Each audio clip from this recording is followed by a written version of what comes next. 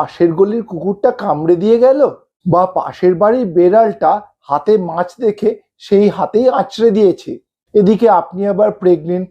এই অবস্থায় কুকুরে কামড়ে দিয়েছে বা বেড়ালে আঁচড়ে দিয়েছে, তাতে কি করবেন বুঝতে পারছেন না। ডাক্তারবাবুকে ফোন করছেন, ফোনে পাচ্ছেন না।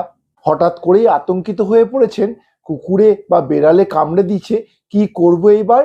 অনেক সময় এই কুকুর বা বেড়ালের কামড় নিয়ে প্রেগনেন্ট মহিলারা এমার্জেন্সিতে গেলে এমার্জেন্সির ডাক্তারবাবুও কনফিউজড হয়ে যায়।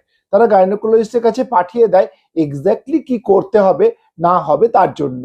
আমি ডক্টর স্বদেশ গড়াই, কনসালটেন্ট গাইনোকোলজিস্ট, নিয়ে চলেছি আমার YouTube channel talk to doctor একটা নতুন এপিসোডে। আজকের টপিক, প্রেগনেন্সি অবস্থায় যদি আপনাকে কুকুরে বা বেড়ালে কামড়ে দেয় সেক্ষেত্রে আপনি কি করবেন, বা অ্যান্টি রেবিস ভ্যাকসিনেশন কিভাবে নেবেন, কোন ডোজে নেবেন। সবার আগে যেটা করবেন, হাসপাতালে যাবার আগে বা ডাক্তারবাবুর কাছে যাবার আগে আপনার ক্ষতস্থানটা অবশ্যই পরিষ্কারভাবে ধুয়ে ফেলবেন। যদি আপনার ক্ষতস্থান খুব ডিপ না হয় তবে রানিং ওয়াটারে সাবান জল দিয়ে এই ক্ষতস্থানটাকে পরিষ্কার করে ফেলবেন। মনে রাখবেন, রানিং ওয়াটারে সাবান দিয়ে ধোয়াটাই আপনার প্রাইমারি ট্রিটমেন্ট বা প্রাথমিক চিকিৎসার প্রথম ধাপ। যদি ক্ষতস্থান দিয়ে কন্টিনিউয়াসলি রক্ত ঝরতে না থাকে তাহলে এই জায়গাটাকে কোনো কিছু দিয়ে ঢাকবেন না, ড্রাই করে ফেলুন। ড্রাই করে বিটাডিন জাতীয় অ্যান্টিসেপটিক লাগাতেই পারেন আপনি। যেহেতু প্রেগনেন্সিতে সব মেয়েদেরই টিটি ডোজ বা টিটনাস ডিপথেরিয়ার ডোজ কমপ্লিট করা থাকে, তাই আপনাকে নতুন করে আর টিটনাস টক্সয়েড ইঞ্জেকশন নিতে হবে না।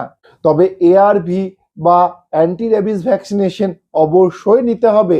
যদি আপনার ক্ষতস্থান গভীর থাকে তাহলে অবশ্যই প্যাসিভ ইমিউনাইজেশন বা অ্যান্টি রেবিস ইমিউনোগ্লোবুলিন তার চারপাশে ইনফিলট্রেট করে নিন, এবং তার সাথে অ্যান্টি রেবিস ভ্যাকসিনের কমপ্লিট কোর্স আপনাকে করতে হবে। হ্যাঁ, মনে রাখবেন, একজন নন প্রেগনেন্ট মানুষের মতো আপনাকে সবকটি কোর্সই কমপ্লিট করতে হবে।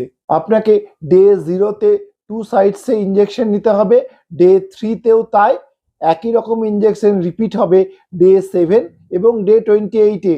Generally anti rabies vaccination intradermal নেওয়াটাই শ্রেয়। এই অ্যান্টি রেবিস ভ্যাকসিনেশন সম্বন্ধে কয়েকটি ইম্পর্টেন্ট কথা অবশ্যই জেনে রাখুন। যেহেতু রেবিস বা জলাতঙ্কের কোনো রকম চিকিৎসা নেই, তাই আপনার কুকুর বা বেড়াল নিয়ে কোনো ডাউট থাক বা না থাক, আপনাকে ইঞ্জেকশন অবশ্যই নিতে হবে। কারণ মনে রাখবেন, এই রোগ যদি কারোর একবার হয়ে যায় সেই রোগের কোনো চিকিৎসা নেই। তবে আপনাকে যে কুকুরটি কামড়েছে সেই কুকুরটি যদি কমপ্লিটলি ভ্যাকসিনেশন হয়ে থাকে এবং তার ভ্যাকসিনেশন কোর্স যদি আপনি এনসিওর্ড বা সিওর হয়ে থাকেন, তাহলে আপনি নাও নিতে পারেন। শুধু কুকুর বা বেড়াল বলে নয়, বাদুড় থেকে আরম্ভ করে হনুমান অথবা শেয়াল থেকে আরম্ভ করে অন্যান্য জীবজন্তু কামড়ালেও আপনাকে এই একই ভ্যাকসিনেশনের কোর্স কমপ্লিট করতে হবে। যেহেতু রেবিজের কোনো চিকিৎসা নেই, তাই কখনোই রেবিজ নিয়ে কোনো রিস্ক নেবেন না। এ তো গেল ভ্যাকসিনেশনের কথা। তবে আমি বলি, প্রেগনেন্সির সময় একটু কুকুর বেড়াল থেকে সাবধানেই থাকবেন।